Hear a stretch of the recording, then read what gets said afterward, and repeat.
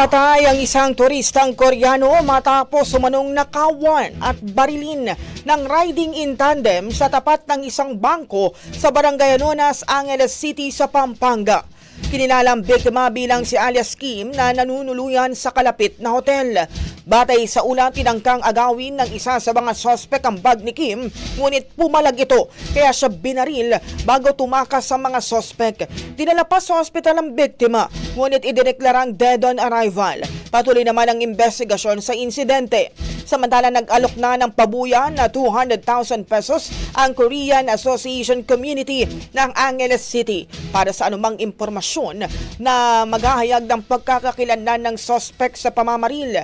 Pinapayuhan ng publiko na agad ipagbigay alam sa Angeles City Police Office kung meron mang nakakakilala sa mga sospek. Ang bahaging ito ay hatid sa atin ng Mom's Love ES1 Capsule. Simulang tuparin ang pangarap ng iyong anak. And starting now,